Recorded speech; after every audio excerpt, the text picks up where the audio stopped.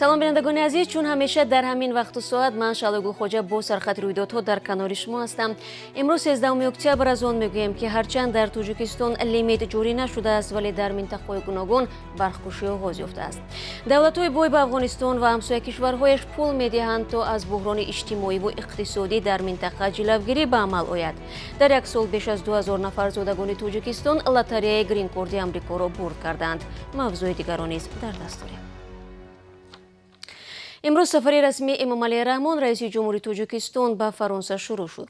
Дафтари матбуоти президент дар хабарнома гуфт, Эмомалии Раҳмон дар Париж бо ҳамтои фаронсавиаш Эммануэл Макрон мулоқот хоҳад кард. гуфта мешавад, вазъи Афғонистон яке аз мавзӯъҳои асосии мулоқоти раҳбарони Тоҷикистону Фаронса хоҳад буд. Тоҷикистон ва Фаронса яке аз кишварҳое ҳастанд, ки аввалин шуда зидди ба расмият шинохта шудани ҳукумати Толибон дар Афғонистон садо баланд карданд. дар остонаи сафари Эмомалии Раҳмон ба Аврупо, мухолифони ҳукумат аз Иттиҳоди Аврупо ва ҳамчунин раиси ҷумҳурии Фаронса хостанд чанд талаби онҳоро ба Эмомалии Раҳмон расонанд. аз ҷумла Кумитаи шаҳрвандӣ, наҷоти гаравгонҳо ва зиндониёни сиёсӣ. аз раиси ҷумҳурии Фаронса талаб карданд то аз Эмомалии Раҳмон тақозои озод кардани мухолифони сиёсиашонро намояд. сафари Эмомалии Раҳмон ба Аврупо шоми 10 октябр шурӯъ шуда то фардо идома мекунад. шурӯъ аз ҳафтаи ҷорӣ таъмини барқ дар минтақаҳои гуногуни Тоҷикистон рӯзона муназзам набуда қатъ мешавад. корбарони радиозудӣ низ бо фиристодани наворҳо мегӯянд бо маҳдудият нерӯи барқ мегиранд. чунин шикоятҳо аз навоҳии Рӯдакиву Ҳисор, Турсунзода ва вилояти Хатлону Суғд ҷой доранд. ба гуфтаи онҳо барқ дар манзилҳояшон аз соати 8 субҳ то 5 бегоҳ қатъ мешавад. маҳдудият дар интиқоли барқ дар ҳолест, ки дар ин рӯзҳо маркази обу ҳавошиносӣ ҳавои номусоидро пешгӯӣ карда буд. аммо сухангӯи ширкати барқи тоҷик ба хабаргузории Авеста ин барқкушиҳоро муваққатӣ номида ба таъмири зеристгоҳҳои бузург ва хатои баландшиддати барқ барои омодагӣ ба зимистон рабт додааст. Нозирҷон Ёдгорӣ гуфтааст, корҳои назоратии таъмири профилактикӣ барвақттар ба нақша гирифта шуда буд, вале бинобар ҷашнҳо ба таъхир афтод. ҳамасола бо фарорасидани фасли тирамоҳ сокинони гӯшаҳои мухталифи Тоҷикистон аз бо реҷа гирифтани нерӯи барқ шиква мекунанд. тирамоҳи соли гузашта низ ширкати барқи тоҷик дар аввал қатъи барқро ба таъмири дастгоҳҳо рабт дод, вале дар ниҳоят муовини сарвазир эътироф кард, ки мушкили асосӣ камии об дар обанборҳо мебошад. моҳи январи соли ҷорӣ мақомот расман дар деҳоти кишвар лимити барқро ҷорӣ карда буданд. рӯзи 12 октябр дар шаҳри Давҳаи Қатар аввалин мулоқоти рӯбарӯи мансабдорони Иттиҳоди Аврупо бо Толибон доир шуд, ки дар он барномаи кӯмак ба Афғонистон ва ҳамсоя кишварҳояш баҳс гардид. Иттиҳоди Аврупо барои татбиқи ин барнома 1 миллиард евро тахсис дода, бовар дорад, ки аз буҳрони башарӣ дар Афғонистон ҷилавгирӣ намуда, Толибонро ба эҳтироми ҳуқуқи башар водор мекунад. ҳукумати Толибон, ки моҳи август Афғонистонро таҳти тасарруф даровардааст, талош дорад, ки аз тарафи ҷомеаи ҷаҳонӣ ба расмият шинохта шавад. дар ҳоли ҳозир Афғонистон аз бахши бузурги ёриҳои иқтисодӣ маҳрум буда, бо наздикшавии фасли зимистон бо болоравии нархҳо ва бекории рӯзафзуни аҳолӣ мувоҷеҳ аст. дирӯз ҳамчунон раҳбарони 20 кишвари саноати олам маъруф бо номи G20 нишасти онлайнӣ барпо намуданд, ки дар он низ кӯмак ба Афғонистон дар маркази таваҷҷӯҳ буд.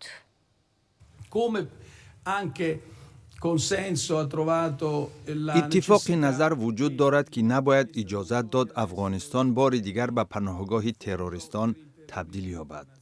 дар ин масъала ҳамаи раҳбарон назари муштарак доранд.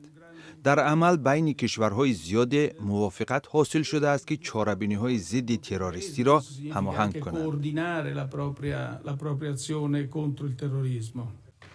ширкаткунандагон дар бораи нигаронӣ аз амният ва кафолати беруншавии афғонҳои ҳамкор бо кишварҳои ғарбӣ аз ин кишвар баррасӣ шуд. дар ин баҳс Иттиҳоди Аврупо ваъда дод, ки барои Афғонистон ва ҳамсоя кишварҳояш ба ҳайси кӯмаки фаврӣ 700 миллион евро ҷудо мекунад.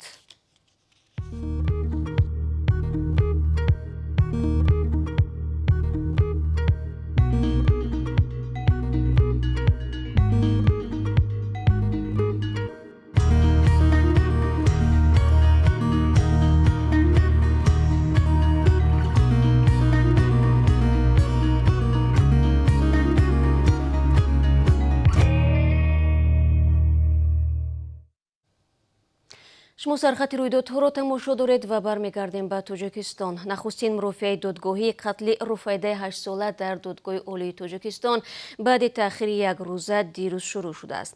Валиҷон Иноятов, падари Руфайда, 13 октябр ба Радиозудӣ гуфт муҳокимаи қатли духтараш паси дарҳои баста сурат мегирад ва ба ин хотир ҳақ надорад дар бораи он чӣ дар дохили додгоҳ мегузарад суҳбат кунад. Руфайдаи ноболиғ 4 июли имсол дар ноҳияи Рӯдакӣ нопадид шуда баъд аз як рӯз ҷасади сарастанҷудои ӯро аз ҳуҷҷатхонаи ҳамсоя ёфтанд. Дар курсии айбдорӣ ҳамин ҳамсояи хонавода Раҳматулло Гадоеви 30 сола нишастааст. Як гурӯҳи байни идоравии ҳафтаи гузашта аз гузаргоҳи Қолма дар марзи Тоҷикистону Чин дидан карда мушкилот ва роҳҳои афзоиши боркашонӣ аз Чин ба Тоҷикистонро баррасӣ намудааст. Муовини вазири нақлиёти Тоҷикистон бо ишора ба мактуби сафорати ҷумҳурии Чин гуфтааст, реҷаи мувофиқашуда аз ҷониби мақомоти назоратии Тоҷикистон риоя ва контейнерҳои холӣ бо сабаби тамиз шуданашон аз ҷониби Чин бозпас гирифта намешаванд.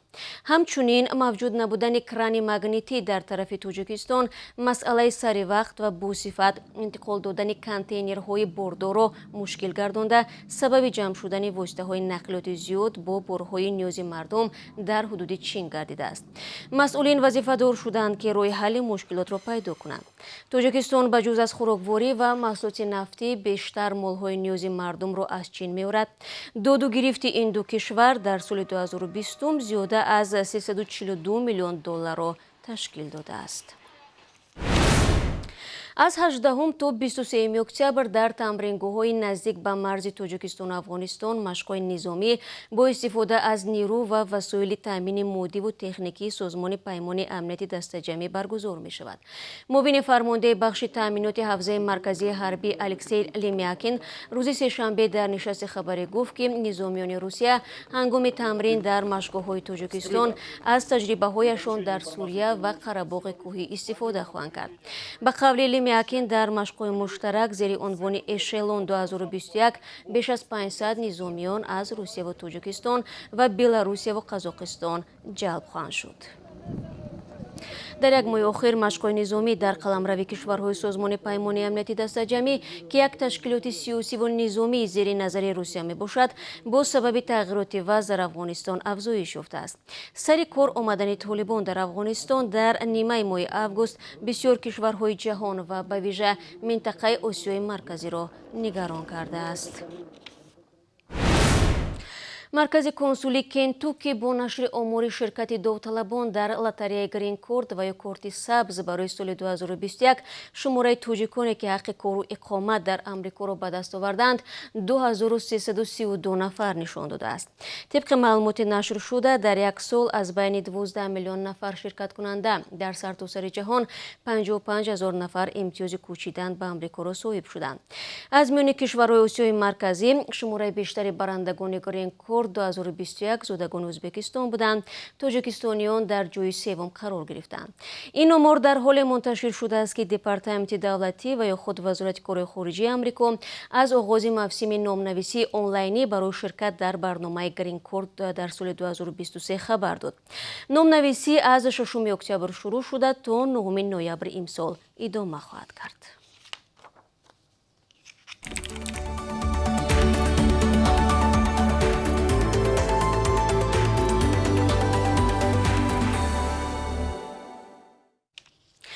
кумитаи андозии Тоҷикистон аз як созмони иҷтимоӣ талаб дорад аз 4.5 миллион сомоние ки аз созмонҳои байналмилалӣ ҳамчун грант гирифтааст ҳудуди 400 000 сомониро ба давлат супорад.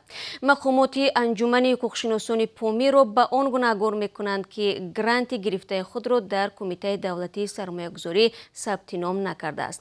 масъулони ташкилот мегӯянд чунин талаб ба ёриҳое тааллуқ дорад ки барои тарҳҳои давлатӣ ҷалб мешаванд. Манучер Холиқназаров, мудири ташкилот гуфт ҳоло онҳо аз рӯи қарори кумитаи андоз ба додгоҳи иқтисодии шаҳри Душанбе шикоят бурданд. бинандагони гиромӣ, акнун бароятон дар бораи қурби расмии асъори хориҷӣ дар Тоҷикистон иттилоъ медиҳам. Бонки миллӣ имрӯз 13 октябр $1 11 сомониву 29 дирам ва 1 евроро 13 сомониву 4 дирам нарх гузоштааст. 1000 рубли русӣ 156 сомониву 90 дирам муайян шудааст. دوستان خوبم، نشنواتی سرخط رویدادها را به پایان میبرم. خبرهای از این بیشتر رو البته داریم که 3 ساعت پس در اخبار آزادی تقدیمتان خواهیم کرد. برای کار عزیزان خیر خوشنود.